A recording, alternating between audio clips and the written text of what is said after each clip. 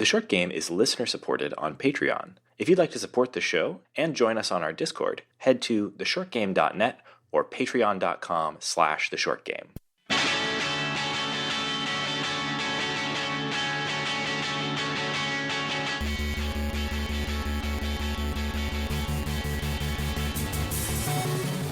Welcome back to The Short Game. This is a show about short video games, games that respect your time. I'm Raygan Kelly, and I'm joined this week by none of my co-hosts except my bro. It's just a twin show this week. Just the two of us. Oh God, I knew you were going to sing that. We'll make it if we try. Just the two of us. It's not even a funny joke, Shane. It's just you and I. It's the most. Yes, thank you, Shane. It is just the two of us. And so we're just hanging out this week, and this was kind of a break glass episode. We have had Kirby and the Forgotten Land. I guess both of us have played it, but I have played it absolutely to death. I have played it probably more. This is a game that has like a main story listing of like 10 hours on how long to beat, which does qualify it as a short game. I have spent probably 30 hours with this game at this point, if not like much more, somewhere north of that.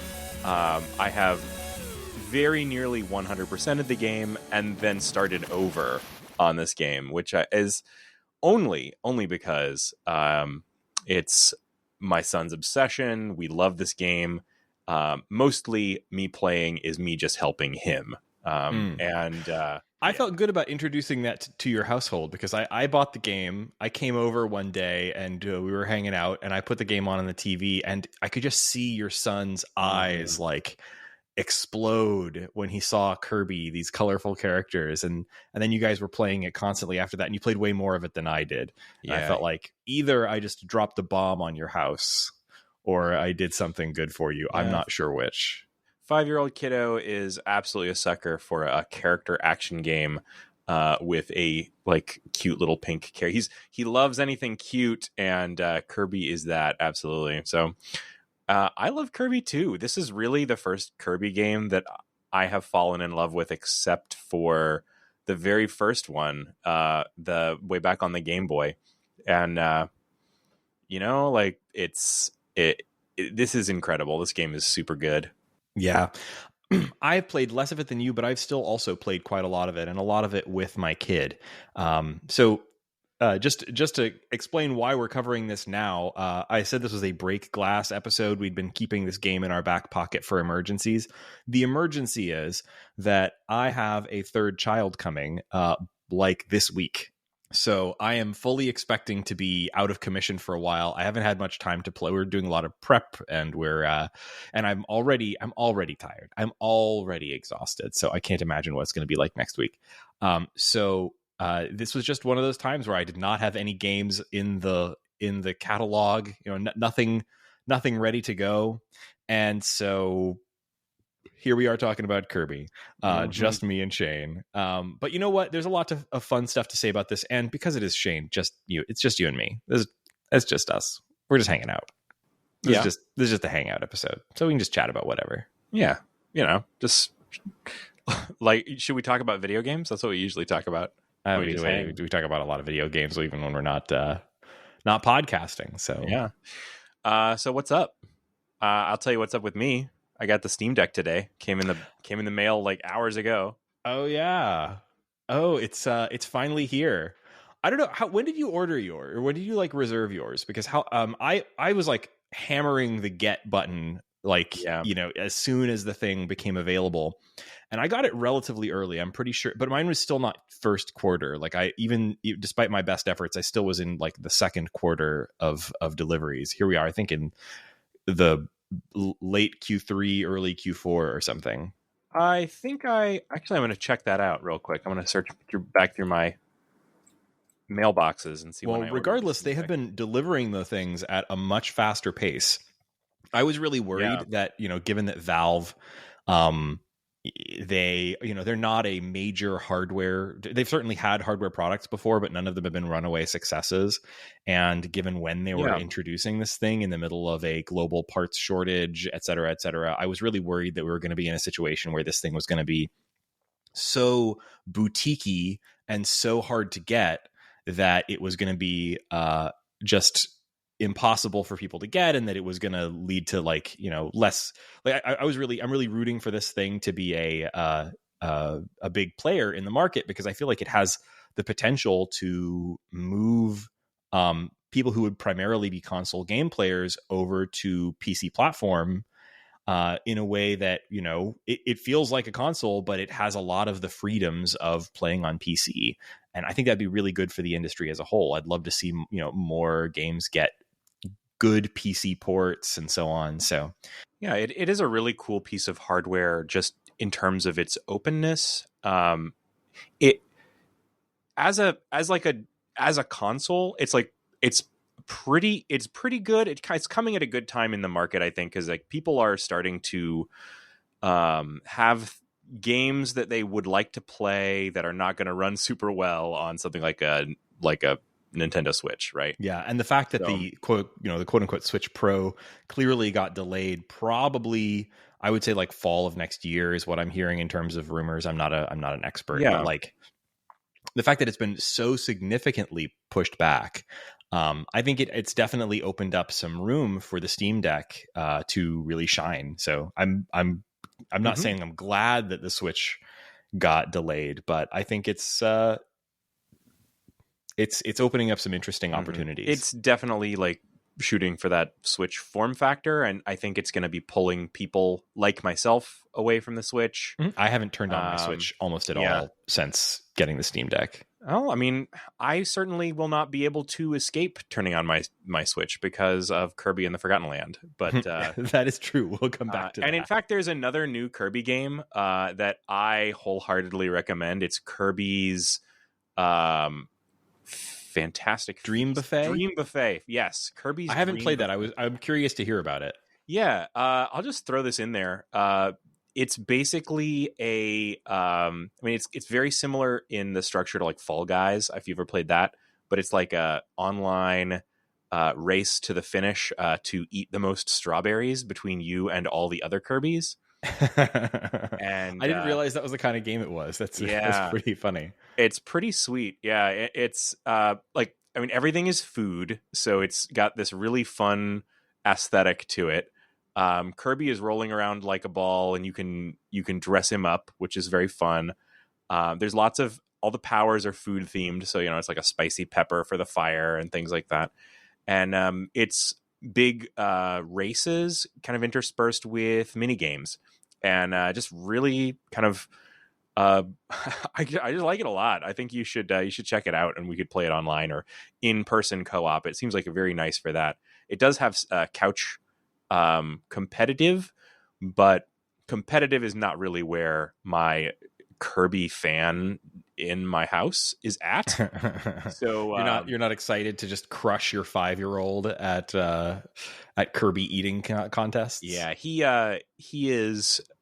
Well, he enjoys playing it with me because it is just fun to do. But he's not like raring to go with this one. He's like, he wants to play on the free play mode. There's like a can we do the one where you roll around and don't race anybody and don't get hurt? Yes, we can do the free play where you just... I'm glad it has that. That's the kind of thing that you need in a Kirby game. Uh-huh. Like, I mean, sure, we'll get into this with Kirby, but like, I wished that this game had that Kirby and the Forgotten Land had more of that, because there were definitely times where I was having a hard time. Like, my kid would want me to hand her the controller, and she just couldn't wrangle it. She would get stuck in a corner or whatever. I really was wishing for more of a co-op that would be friendly for like the 3-year-old set, because it was just not quite there for her yet. She liked watching, but she was not able to make it happen herself. This was like a very skill building game for my son, because he started off, we got this game pretty much right when it came out, which is when you brought it over and showed it to us. And he had really had kind of limited game skills before. I told you guys the story of how we would play Super Mario 3D World, and I would pick his character up and carry him and throw him onto the flag. like literally carried him through the entire game. So in this, he wanted to. I was like, okay, I am not going to be carrying him through this in whatever the equivalent of like carrying is. So I made him Kirby, and I told him that that he would have. I fibbed to my son. I told him that we would unlock 2-player once he had done like a various different things. Oh, And so he really wanted to play it 2-player with me. And I was going to be playing Bandana Waddle Dee. Technically, you unlock a Bandana Waddle Dee pretty much right away. Not to say that the first stretch, like you have to walk from the beach and I think complete the first level and get to town. And that's when you unlock Bandana Waddle Dee as the second player. But like even just getting him through that first level by just kind of talking him through it and like making sure he knew what button to press and like talking to him about all the stuff he was doing it was a really good tutorial level. It was like a great level 1-1, right? And so the rest of the game I did like he was Kirby and I was Bandana Waddle Dee, and you can't get through the game just on Bandana Waddle Dee. Like Bandana Waddle Dee can't go far from Kirby. You'll teleport back. The only thing that Bandana Waddle Dee is good at is absolutely fucking annihilating bosses. Because Bandana Waddle Dee's spear is like as good as Kirby's sword, and you can't lose it. And you just got range, and Bandana Waddle Dee can kind of die, but he kind of comes back.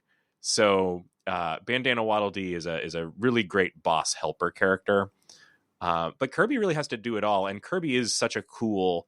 This is an incredible like version of the Kirby character. Like the thing that I appreciate the most about this game is the copy abilities are all totally unique and like have incredibly differentiated and varied like moves and gameplay.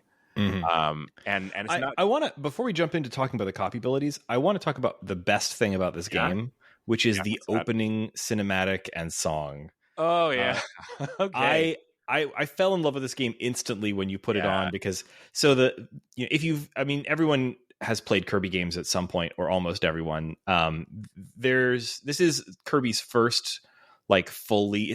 When they first started announcing this and advertising it, I think people thought this was going to be like Kirby's Breath of the Wild. It's going to be some open world thing, and it's not that. I would say it's much more in structure similar to something like Super Mario 3D World. It's very level based and whatnot, but it has this like really open feeling to it, and the entry area is like incredibly. You get this like cute little like intro scene where what happens in that? I'm trying to remember the specifics. So it starts off. I've seen it millions of times now. Of course you have. I'm sorry.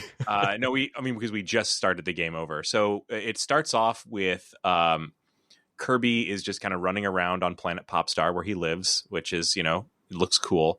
And then a giant vortex opens in the sky above him, and it pulls a bunch of the residents of planet Popstar, mostly the Waddle Dees, and it pulls him and his friend Bandana Waddle Dee and a bunch of little monsters and stuff through into this other world. And the other world that he's pulled into looks a lot like our own world. Kirby's world is a world full of like hyper cartoonish like blobs with eyes, right?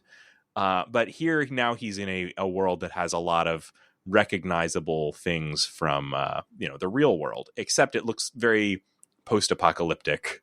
So you start off. The strangest thing about this game is that the theming is this like jolly cutesy post-apocalypse, and everything is like slightly grungy. All the humans, this looks like a world in which humans used to live, but they're all gone or dead. It's kind of in the name. It's a forgotten place where like nature has reclaimed the world, right? It's for the most part, it's not like a grim and gritty post-apocalypse. I kept expecting to find like a toilet with a skeleton on it.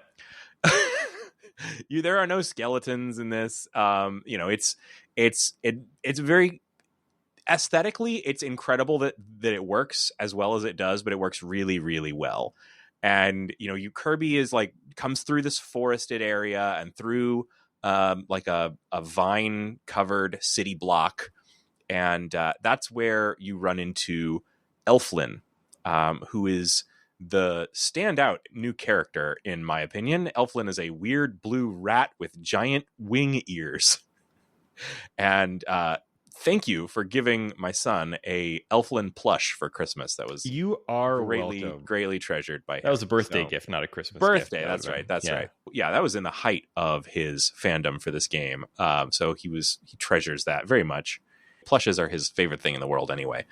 Man, what is it with kids? They love them. Little stuffed animals. Not that I get it.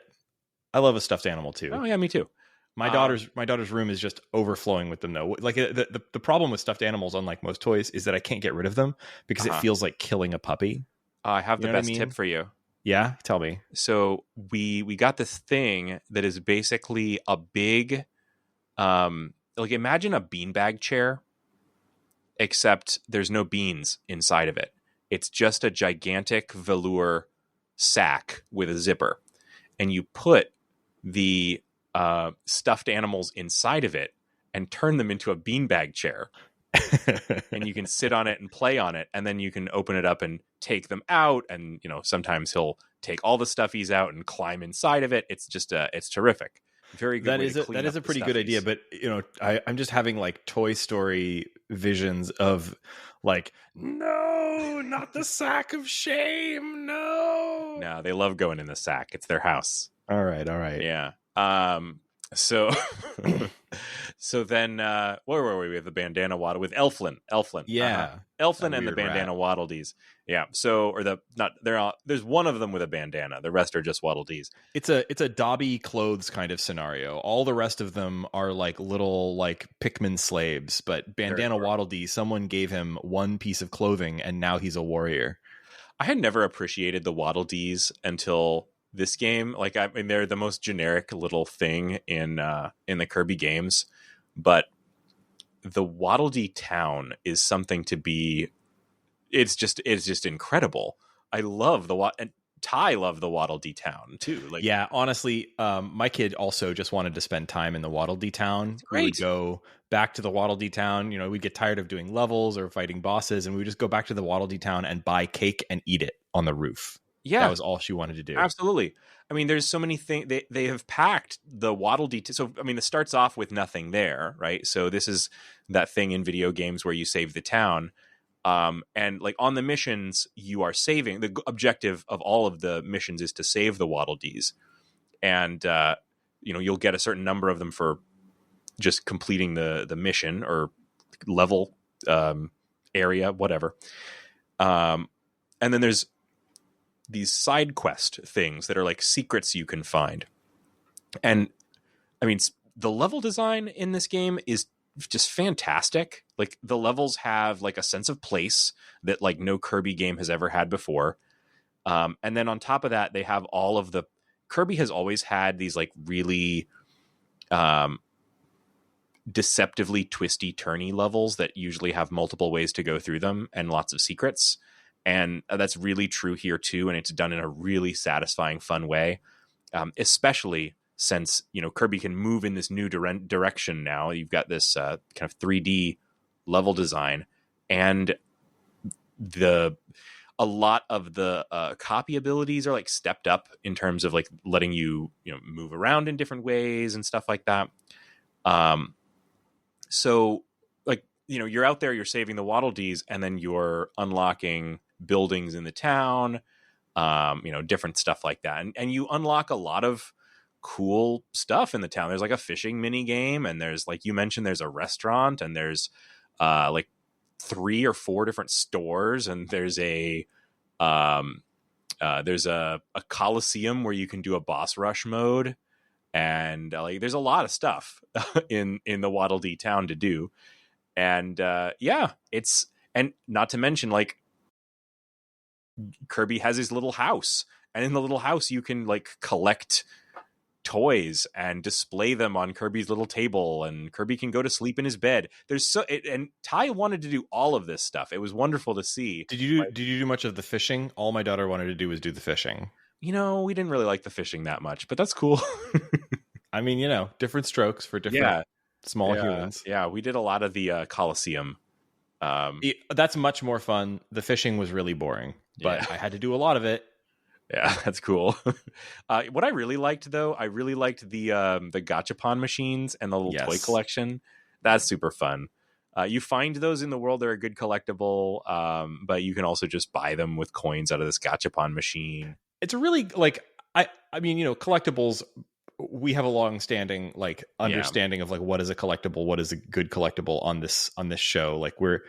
I'm not pro collectible, but the idea of having a cute capsule toy machine where you can go and buy or find in the level these little tiny. It's obviously that they just repurposed all of the assets from the game. Yeah, it's kind of smart. We're building this Kirby game. It's got a zillion cute objects everywhere. I guess a lot of games do this, but this game does it pretty well. And it's one of the things I like about that in particular is when you go to look at any of them, it doesn't just load them up in the menu in 3D. It puts them on a little table and you're zoomed in on them, but Kirby is looming over the table, grinning at his toy. I love it. It's fantastic. You also get descriptions of all of the items, or most of them, I think, anyway. And I like that too, because you want to know the 2-sentence weirdly translated description of the rat enemy or whatever. It's great. It's great to know that the turtle that is instead of a shell has a big building is called a tortilding. And that's so good. You want to know all this stuff. So it's it does enhance the experience. But I think the big standout here is just really, really good levels. I would constantly not occasionally Ty would have to pass me the controller, especially early on. He barely has to do this anymore, but he would have to pass me the controller to get through some particularly tricky piece of platforming or whatever. But I mean, hey, it's Kirby. He can fly, right? So, so occasionally he would hand me control over Kirby, but frequently I would just be jealous of him controlling Kirby because there's so much fun stuff for Kirby to do. There's so many secrets. It's incredible. I wish they would give Bandana Waddle Dee just a little bit more fun shit to do. Because I know, this is the worst thing about it. Just put 2 Kirbys in the game, guys.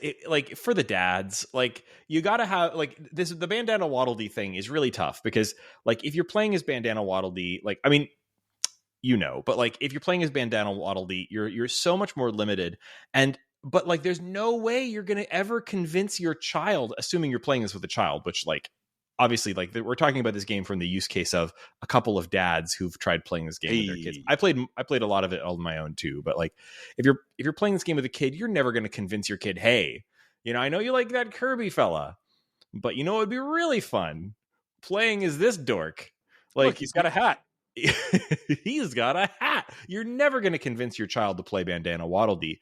So if structurally if you're going to have a character the youngest, probably most inexperienced player is probably going to want to play as Kirby, you really need that second player character to be able to get them out of jams, and they can't. There's no way for you to go bump Kirby out of a corner. My kid would have problems where she would just suddenly lose control, lose the ability to walk around, she just, I don't know, suddenly she couldn't figure out how to get out of a corner. And I would want to get her out of the corner, and my only way of doing that would be I either have to sit there grinding my teeth and saying, "Come on, kid, you can push the stick to the right," and then she'd start getting frustrated, and then nobody's having any fun. Or I could take the controller away from her, which she didn't want. No, but if Bandana Waddle Dee could I don't know, go and sumo bump her out of the corner or pick her up and throw her or something, we would have been able to get past these moments and back on the fun. So I was pretty frustrated about that.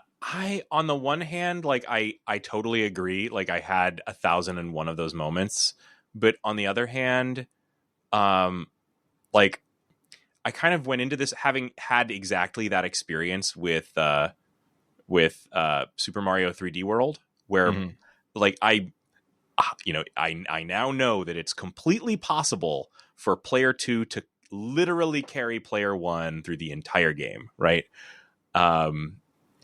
The fact that this doesn't let you do that, I was ended up pretty thankful for, because well, your kid is older than mine, so that's probably the difference. He's a little older, but he definitely really struggled with the game at first, and I would just I really just kind of said, hey, it's not my job to teach my son how to play Kirby. It's literally Kirby's job to teach my son how to play Kirby. That's how I learned how to play Kirby. I played level 1 a bunch of times.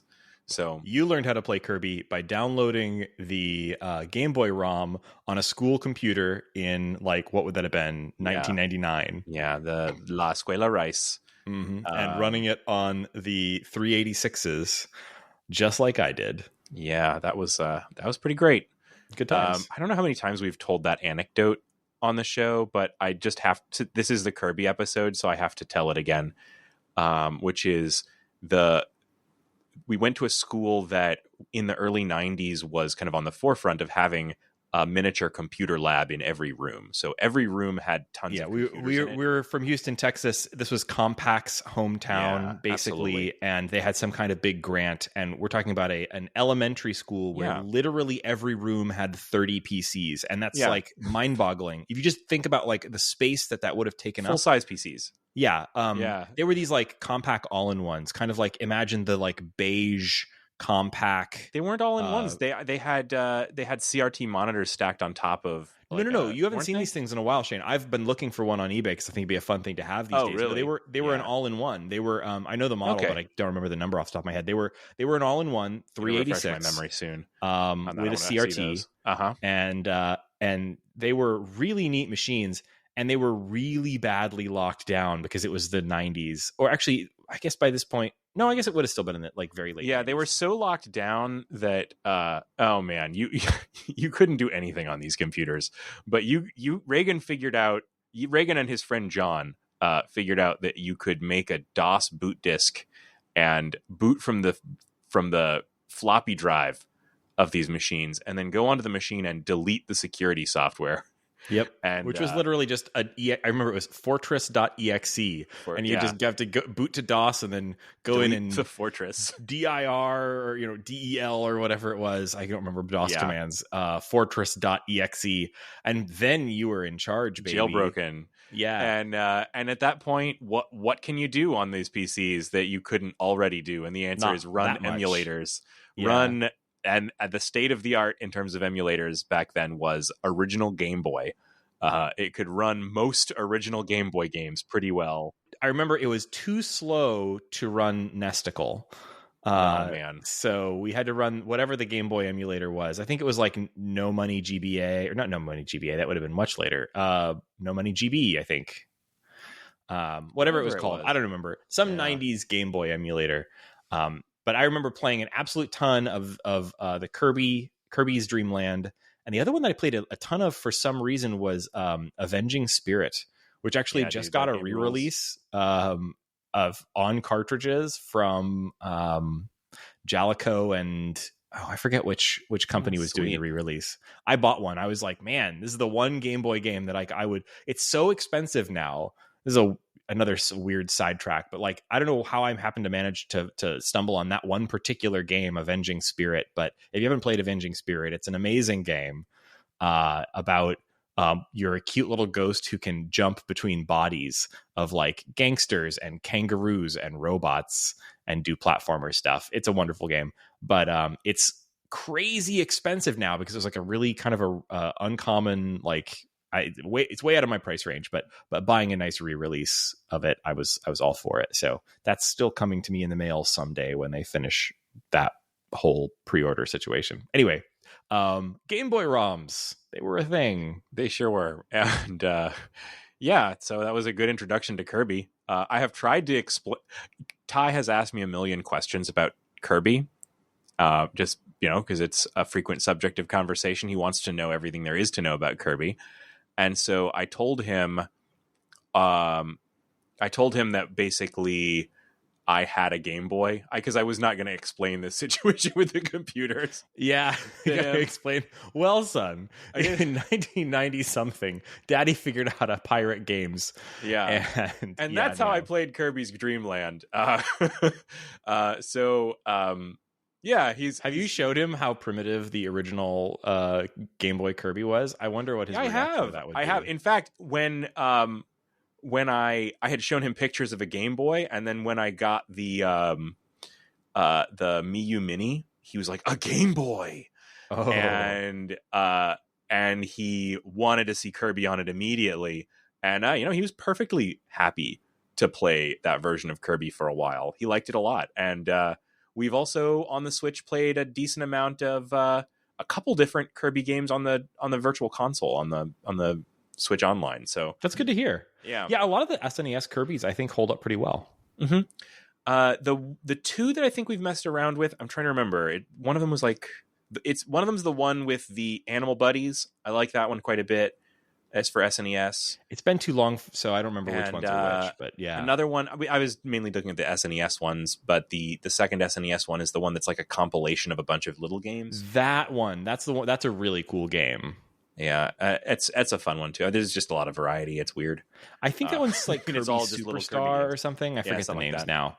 Listeners, you can look this up on the. Sorry, don't be annoyed with us for not remembering. And you're probably yelling into your. I'm not a Kirby expert. Into your phone, like I know what Kirby game. I can't believe they don't remember, but we don't.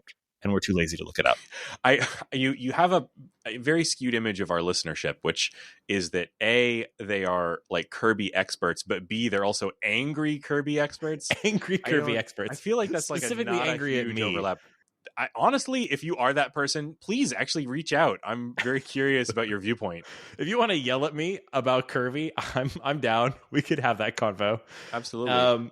The thing, I also especially want to hear that person's take on Kirby and the Forgotten Land, which, like, I think it's a perfect direction for Kirby to go. I think having like gone through and beaten the game, it's almost certainly my game of the year, and I'm not saying that as like I'm a proud papa whose son helped. We beat the game together.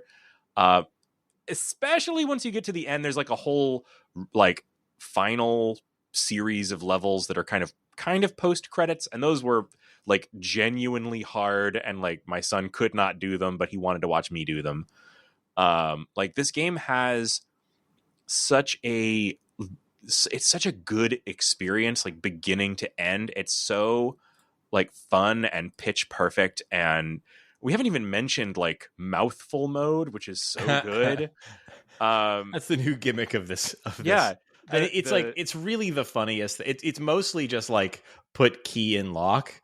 But no, it's not. It's like a whole new. It's level specifically. There's a lot of abilities that you're doing, the things that you're doing in mouthful mode that are. Please explain mouthful mode. You can't just say that. So mouthful mode is. We all know that Kirby swallows things. That is the concept of Kirby, and he will take the abilities of the little cutie bad guys he swallows. Mouthful mode is like him trying to swallow things that are huge, and he can't, but he just like wraps around them like a gigantic pink sleeve. God. So if you try to let's go back to that opening sequence, which is so wonderful. Like Kirby fights off some of these like cute little dogs in a car dealership, and then while he's trying to suck up these cute little dogs and eat them, the woofies, very cute. He accidentally sucks up a car, and so this is. Now Kirby like controls completely differently. Kirby drives like a car, right? Which is a great concept. It's fantastic. And it is 100% cuter than Kirby just like swallowing a car and turning into a car. This image of him like almost swallowing a car that's Yes. like draped in Kirby flesh. It's extremely funny. It's much funnier than like Yes. the basic copy abilities. Mechanically, these are pretty different from the copy abilities, because like the copy abilities are things you can basically use any of them anywhere. Like you can if you are really sure you want to do it, you can always go back to Waddle Dee Town and get the exact copy ability that you want. And if this is a little trick for the for Kirby fans everywhere. If you suck up 2 enemies at once, such that you would get a copy ability, 2 different copy abilities at the same time, instead it gives you like a slot machine where you can like essentially pick any I copy don't think ability. I ever got that to happen. That's interesting. Yeah, it's like it's very hard to get that to happen, but when it does happen, it's very cool. So yeah, like you have a lot of access to the copy abilities, and but the copy abilities are cool, and they change how Kirby controls a lot, maybe more than they have in any game before, but nowhere near as much as the mouthful mode things, like turning into a car, turning into a vending machine. They range in complexity, but they're all really tied to the level they're in. So if Kirby turns into a car, it's because you're going into like a cool driving sequence, and you can suck up the car and spit out the car anytime you want. And the same is true for most of these things. Some of them are super hilarious. Like one of them is like you knock open like a pipe, and Kirby will like fill up with water like a balloon, and can like spit water everywhere. And they use that in a lot of puzzles and things like that. They're really tightly integrated into the level in a way that the copy abilities are not. There are definitely parts of levels that want you to solve a puzzle by using a particular copy ability, but this whole thing, the character can do so much. And what was so great to me, the reason I was so intrigued by Kirby when I was a kid, is the same reason that Kirby is still great. It's that compared to most video games, compared to nearly any video games in the era that Kirby was coming out, the original one, Kirby's Dream Land, Kirby just has a ton of different things he can do and a ton of different verbs.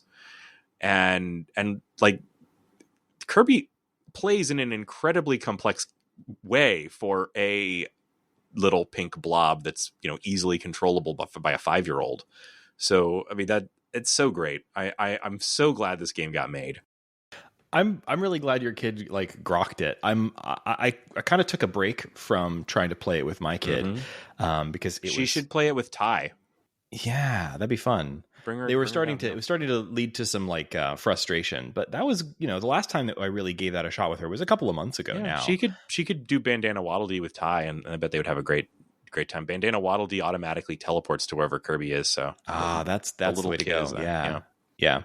Well, is there anything left to say about Kirby and the Forgotten Land? I would just say that this is like probably the best first party Nintendo game of the year, at least as far as I'm concerned. I know Splatoon fans might have their own things to say about that, but man, this was a really great new entry in a series that doesn't get great new entries all that often. I was a big fan of Planet Robobot on the 3DS, but that was the last Kirby game I interacted with at all.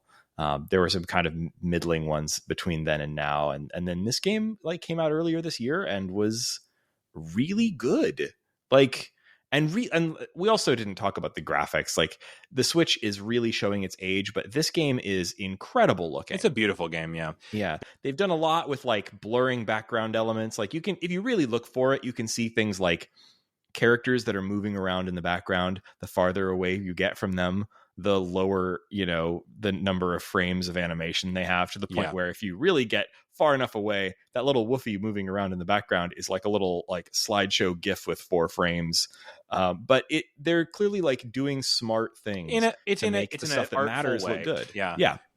They're making great use of the hardware that they have, like, and it in no way looks bad. This is a really great looking game, and the characters are so cute and fuzzy. I want a woofie, not for my son, but for me. And these things are, I mean, yeah, it's just such a delight. Like so many Kirby games are like, well, he'll be a pinball or whatever, but this is like sells you on don't Kirby knock the as a pinball character. games. Kirby Pinball for the for the Game Boy, incredible game, one of the best pinball games ever made. So yeah, I did not don't know knock that. it. Okay. Ty and I tried the Kirby golf game on SNES. Oh, Kirby like Dream Putt or whatever it's called. Yeah, I know what you're. Dream Course, Kirby's Dream Course. I was feeling a little tired one night, and I was like, "You're just going to watch me play Kirby's Dream Course," and he was not happy about it. Aw, that game is great, but it's honestly really hard. Like that is I think it'd be really hard to play that as a kid. It's I had a really hard time with it as an adult, and I never finished it for sure. I played like maybe 20% of it max. Mm-hmm. I guess the only other thing I want to say about this game is how great the bosses are. Like, yes, it has a lot of levels, and every one ends with a very cool boss. They're all part of this group called the Beast Pack. That is just a bunch of animals that have kind of taken over the world, and yeah, they're super great. Great designs. The final boss is weird as hell. Like final couple bosses are super, super weird. I think this game is like the character design for it is just great. My kid only wanted to see me play. Like she would want to see me play the tree boss, which is like either the first or second boss, again and again and again. It's like fiendish fronds, something about tree danger. Honestly, that's my only complaint about this game is I thought amongst these bosses, I thought that was the worst boss in the game. It's pretty boring. It's bad in so many, like how I know, but it's tradition. Like it's Kirby games always have a tree boss. You have to have the tree boss. At least this time it was a palm tree. I mean, I would have rather had the basic oak tree. So lame, that palm tree. Here comes the angry Kirby expert again. I can't believe they made it a palm tree. Yeah, I'm being that expert right now. I felt like the palm tree was annoying, and like a more annoying version of like one of the only repeated. And that was annoying all my like, certain times we would sit down and I'd be like, let's play a new level. And she's like, no, I want to see the tree again. Like, God, no, let me go. Man, I'm sorry. Yeah, she's I think that the difference here is like when Ty and I play games together, he's not telling me what to do. He's like, what should we do next? That is not how my kid operates. Oh, you know what he did today? He came home from pre-K with a bunch of hand illustrated magic cards that he made for me. Oh my God, that's the coolest thing I've ever heard. Yeah, he made them out of construction paper. Aw. Yeah. He knows what his daddy likes. Yeah, he doesn't know what the cards are. He just knows that I have them and I like them. and he can draw a picture of a monster and write some scribbly words underneath it. It's perfect. Aw, yeah. That is the sweetest thing I've ever heard of. Yeah. Mm-hmm. You need to come up with rules for them. Make little card sleeve versions or something. Yeah, I'm probably gonna. I'll probably well, I have to cut them out because they were all on one big piece of construction paper. But he wants to cut them up together and try to play a game. I guess so. We'll Gosh, that's adorable. Yeah. That is adorable. Well, any last thoughts on Kirby and the Forgotten Land? Otherwise, I think we got time for some what's making us happy this week. No. I mean, I feel like I probably said as much as I can about this game. It's really good. I think you've heard me say that probably in 15 different ways at this point. Yeah, it is very good. And if you didn't catch it, it's a Switch exclusive. Obviously, it's been out a little while, but Switch games never go on sale, so you'll pay what you pay and you'll like it. But it is worth it. This is one of those games where I bought it full price on launch day for Switch, and I did not look back. I was very happy with that. So worth it, especially if you have a kid to play it with. But even if you don't, I think it has stuff there for anybody who likes platform stuff, especially this kind of platforming. Absolutely. 10 out of 10. Yeah.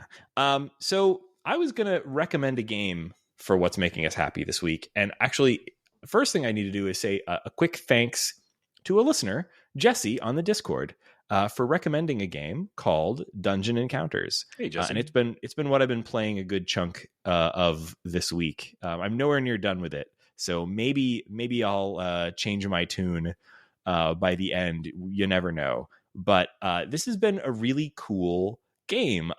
If you aren't aware of Dungeon Encounters, you may easily have missed it. I kind of saw some stuff about it when it first came out, but it came out on October 14th, our birthday, Shane, last year, 2021.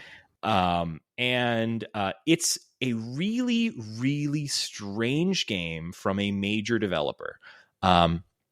It's a turn-based role-playing game in the style that you may expect from a developer like Square Enix. This comes from Square Enix, and its director is Hiroyuki Ito, who was also the director of Final Fantasy VI, I think 9 and 12, like major Final Fantasy games.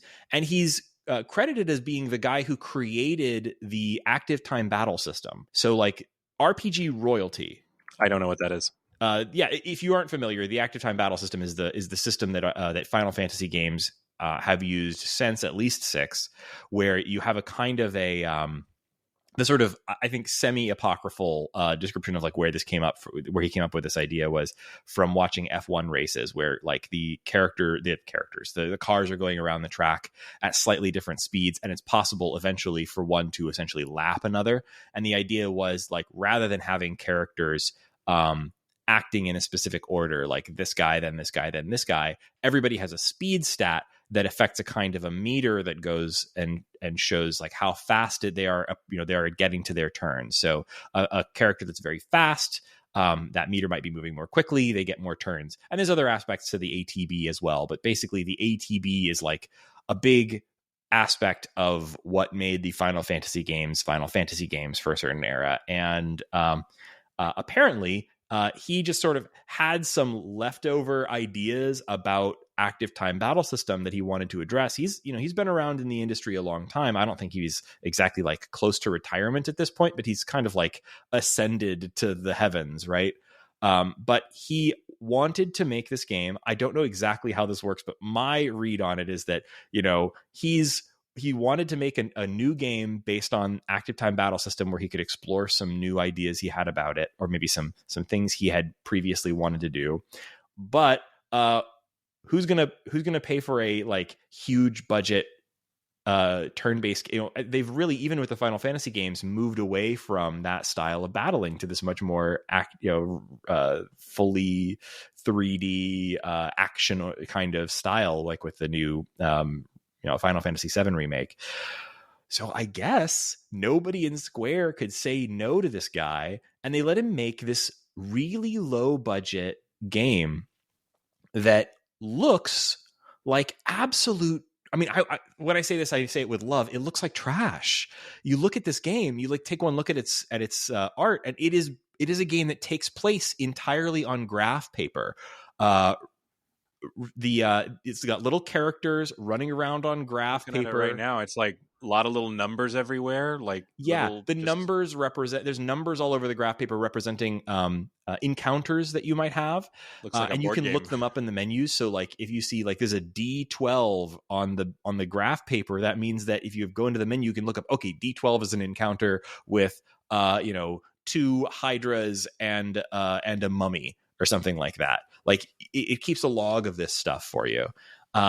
It feels in a lot of ways like a combination of the JRPG battle system stuff, like like a really well considered JRPG battle system from the guy who does great JRPG battle systems, combined with the sort of stripped down nature of like almost like a NetHack or something, like old school roguelike. It's not randomized. This is one dungeon that is carefully designed, but it is represented as minimally as you can possibly imagine. It is a 99 layer dungeon that is entirely just map grids. And even the battle system is extremely stripped down. There's no 3D characters. You are literally looking at a menu, basically, when you do the battles. It is about as minimalistic as an RPG can possibly get.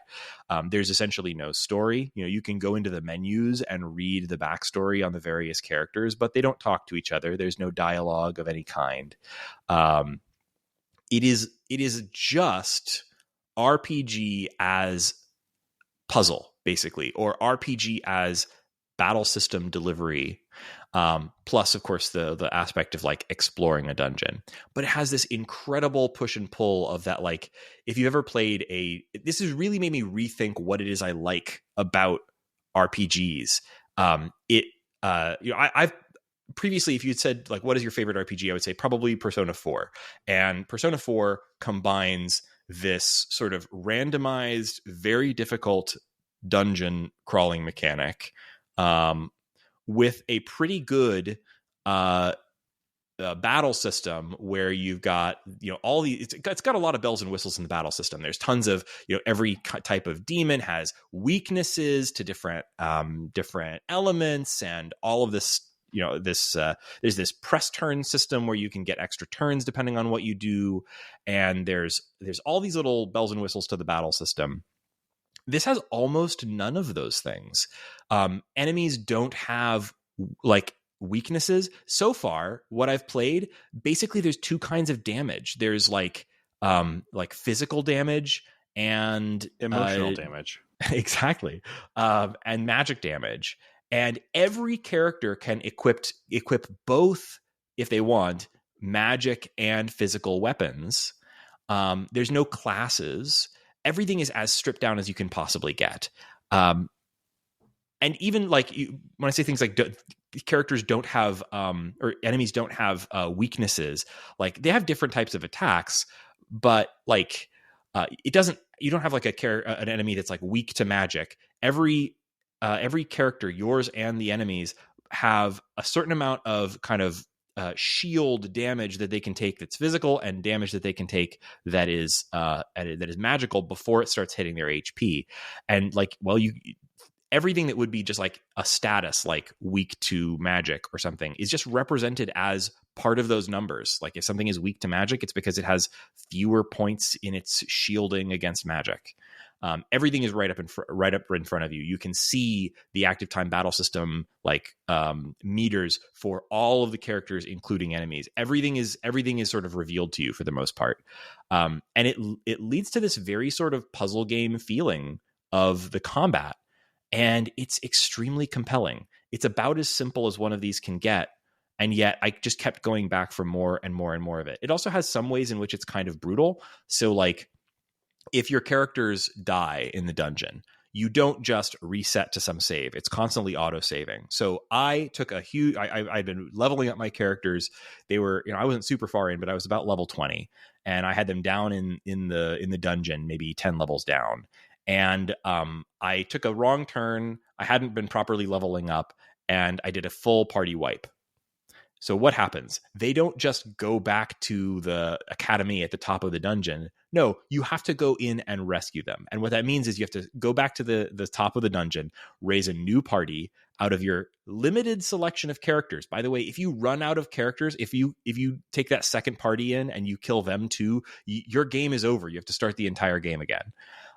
You take your party down into the dungeon, and had to level up and get down to where my original characters were. And I got there, and then I realized I can't just rescue them. I have to put them into my party. So I had to then go back up and come back down with a half party, 2 characters, get 2 of those dead characters, get them back up, then go back down again with 2 characters, rescue 2 more characters, and take them back up, because you can't have more than 4 characters in your party. It's wild how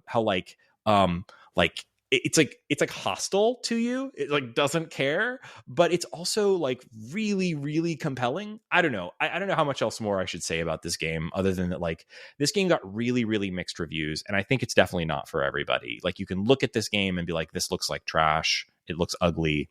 And you're not wrong. And maybe if you're not the sort of person who gets sucked into a good JRPG combat system as in it that is good in and of itself, as an element that is worth playing in and of itself, then maybe this isn't for you either. But like this made me realize how much I actually really do value the combat system in a JRPG. And specifically, like this one made me realize like this is an element of the JRPG that is good enough to stand on its own. It doesn't need story. It doesn't need a quest. It doesn't even need like some place that I'm going. It's just like, yeah, go down through 99 levels of this thing. Why? Because there are 99 levels of this thing, and battle on the way. And it's like that is enough. It's really cool. A good game is designed to create those stories, you know? Right. Like, so you don't need the game to be spoon feeding you the story. You just told me a story about the overcrowded rescue attempt, you know? Yeah, that was so cool. And like the characters do have just a tiny touch of story, just enough for you to like be like, I like that one. Like it doesn't make you just roll up a new character from scratch. My favorite character in the game is Masonar. I think I'm pronouncing her name right. And it's because she's a mom who's doing this for money. And I'm like, okay, that character is a mom. I'm on her team now. And that's all you get about Masonar. Like that's all. And so, but damned if I wasn't going to like put in the effort to save Masonar. Right. So it's a very cool game. I would recommend people check it out. Currently, it's 50% off on Steam. I think there's also a sale going on with the Switch. I don't know if that'll still be the case when this comes out. I do think that at $30, I think a lot of people were like, took a look at that price tag and were like, I don't know, man, this looks like a bunch of menus and graph paper. And you're not wrong, but give it a try if that sounds interesting to you. Do we have time for a second? What's making us happy this week? I do if you do. I guess we do, right? So first off, I am going to check out that game, and I am going to check it out on my new Steam Deck, which I mentioned already earlier. So that's now what's making me happy this week, because I just want to use this as an excuse to talk about the Steam Deck a little bit. Just my limited experience with it so far is that I opened it up, and I have now installed Elden Ring, and I have installed No Man's Sky on it. And these are both kind of benchmark games for me. Like I wanted to see how Elden Ring performed on it, and the answer is like surprisingly well. Yeah, dude. That was the first game I played on mine too. It's really surprising how well it runs. And what's really surprising to me is just how well No Man's Sky is running on it. No Man's Sky, I guess I shouldn't be that surprised about it. They've spent a very long time optimizing No Man's Sky. But it is a much bigger game now than it ever was.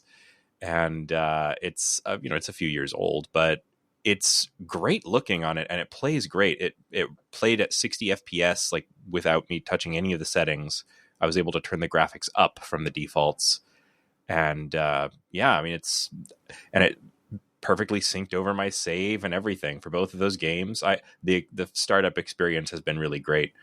Like you were saying, I think this is going to be a piece of hardware where, like, if they can like get a foothold in like worldwide, it's going to really be something. They've managed to release it at exactly the right time. You know, well, what do you think about the future for the Steam Deck? You think it's going to be is there going to be a Steam Deck 2 around the corner?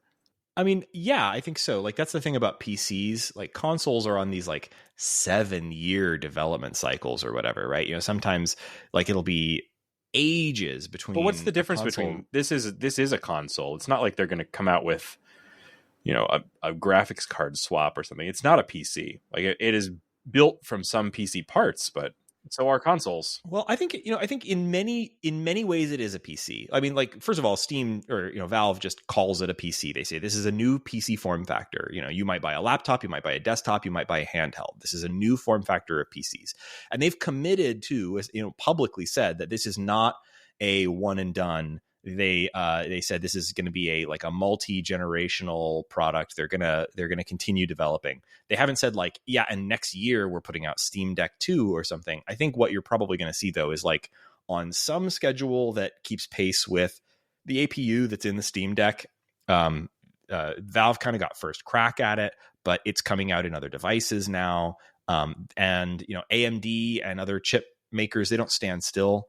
And it wouldn't make sense for them to just continue to put the same APU in Steam Decks for 7 years, I think you're going to see, an evolution with it. And if not from Valve, from other people. They've made their operating system for this thing available to other companies. There's already some other companies building comparable products. Theirs are mostly a little more expensive and not necessarily better performance, because Valve is, I don't think they're taking a loss exactly here, but they are really pinching pennies to get these things out the door for a low price.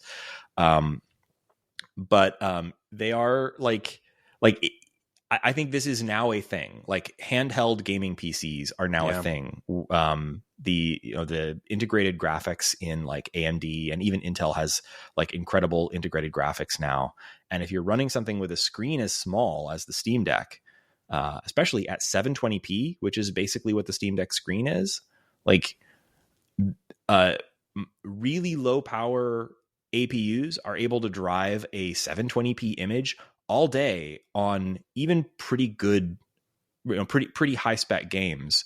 So yeah, man, I think there's a bright future for this as a category. And hey, if Valve wants to come out with a Steam Deck 2 or 3, they want to come out with a new version every 2 or 3 years, like, I'm in. I'll do that. No sweat. I don't know. I definitely think there's something to be gained by just like having it be target hardware like consoles do, but maybe that's just not what they're going for. They want to just be at the forefront of everything. Well, they don't have target hardware in the PC space anyway, and everything seems to work on it just fine. It's not like developers had to like rewrite their code to specifically target the Steam Deck and would have the rug pulled out from under them if there was a Steam Deck 2 in 6 months. It's more like, on Steam, a new gaming laptop comes out every 10 minutes. Yeah, it's true. And that's never been a problem. So I think that's kind of where we are with the Steam Deck, is like, we're going to see more and more devices like this, and that's fine. So I'm very bullish on it. And I think Valve has done the right thing by kind of making their own, but I think we're also going to see, like, I'd be really surprised if by the end of next year, we don't have like the Dell Alienware deck, or other PC manufacturers. For us on the show, I'm just very glad to have it, because so much more of what I do now in terms of just games for the show are, we're occasionally getting codes. Those are usually for Steam. We're never getting codes for Switch. We're occasionally getting like, often we're playing this like off the beaten path stuff, things that come out on like itch, or you have to download, or we get this unusual stuff that isn't on consoles, and like I can get it working on here. So that's pretty neat. My mind was blown the first time I booted it over to like the desktop mode in order to like install something. Like, holy moly, they just included this. Yeah, it's like how much work I have to do to install random crap on like a locked down console. You have to jailbreak those things basically, and most of them, many consoles, you never get that ability. Whereas like this thing, you just like hit 2 buttons in the menu and suddenly you're booted to a Linux desktop, and you can just open up Chrome and download a game from wherever and install it. I've been really, when I first got the Steam Deck, the tools were not quite that polished for getting, there were tools already for like basically built by people who want to run Linux games on Linux desktops. Right. And so there were a lot of tools out there already for getting games from other sources to run on the Steam Deck, but they were kind of janky. But what I've been really pleased to see is that like the quality of those types of tools has really improved since there's been this huge influx of Steam Deck users.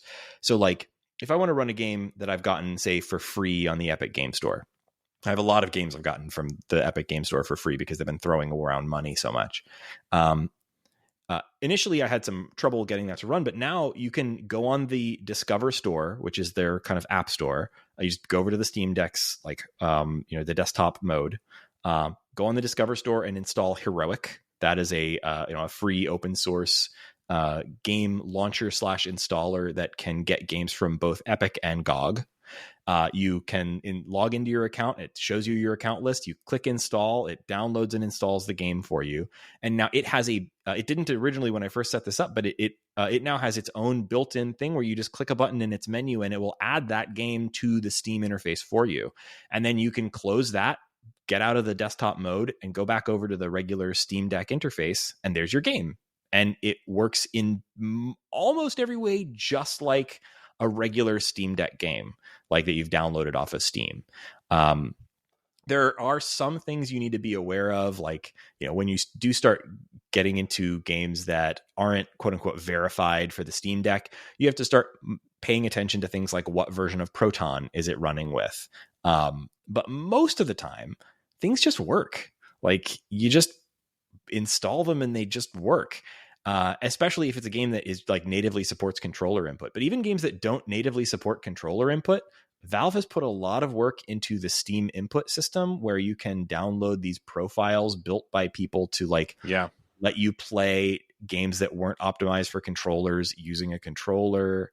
The thing has a touch screen, so like those few moments where maybe like a launcher pops up and you need to hit OK, you're not going to be stuck on that. You can just hit a button on the screen and you're good. There's so many like little nice things about it.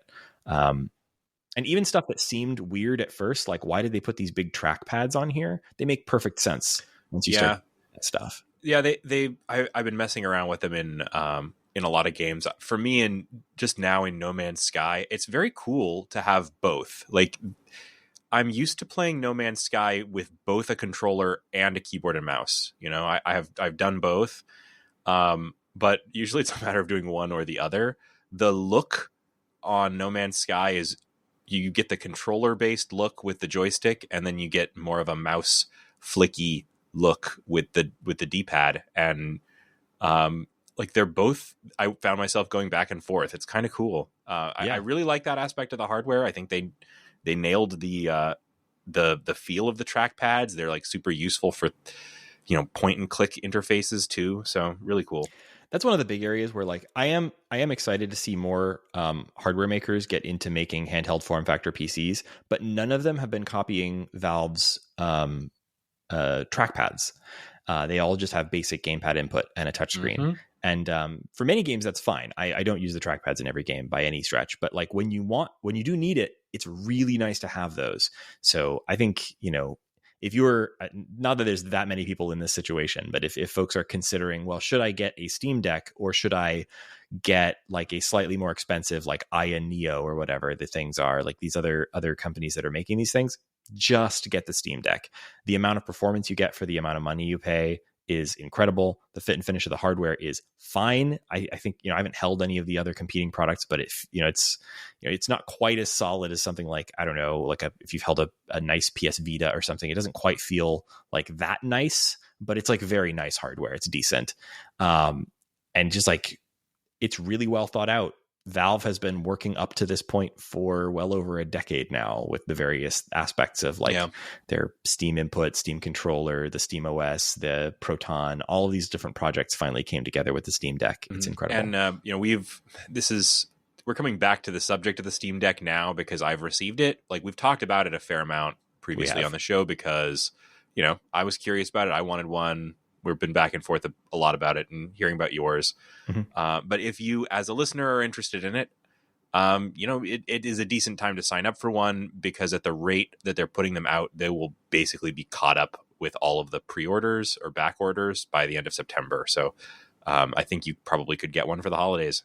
Yeah, you probably still could. Or at the very least, you'll probably, if you put in your $5 to do the reservation, you'll probably be able to get it by next year, early next year, probably. But you might get it by the holidays, which would be nice. Not much left to say. We'll go ahead and take it out here. Listeners, thank you so much for joining us on this episode of The Short Game. Just a reminder, I will probably not be here for the next episode, and I'll be kind of coming and going for a little while after that. So I will be celebrating the birth of my third child, and then cursing my fate as I'm not sleeping for the next several weeks. But I'm going to get through it. We're coming up on IF Comp season, and my co-hosts I know will knock it out of the park with our IF Comp coverage. Maybe a little less than our usual. We're going to see where we are able to land, but because usually I'm doing all the editing and stuff too, and we're going to figure out and most of the organizing and a lot of the game selection. Yeah, but we'll get there. And I'll be trying to jump in where I can. And listeners, if you have any suggestions or things that you want from the show, especially things that you specifically want to hear from Laura, Shane, and Nate about, then now would be a great time to let us know. You can find our show on the internet at www.theshortgame.net. That's where you'll find all of the links to everything, including a link to our Patreon, patreon.com/theshortgame, which is where you can support the show. If you support us at even just $1 a month, then you get instant access to our Discord, which is where we talk about various things. You can come in there and talk about IF Comp as we're getting into that season. You can talk to Shane about his new Steam Deck. You can come in and just chat with us and hang out. It's a good hang. I'll be in there deep into the night as I'm feeding a new baby. And let's see. You can also find us on Twitter @_shortgame. And you can find me on Twitter @RayganK. That's RayGanK. Shane, where can people find you? You can find me on Twitter @8bitshane. And thanks very much for joining us on this episode of The Short Game.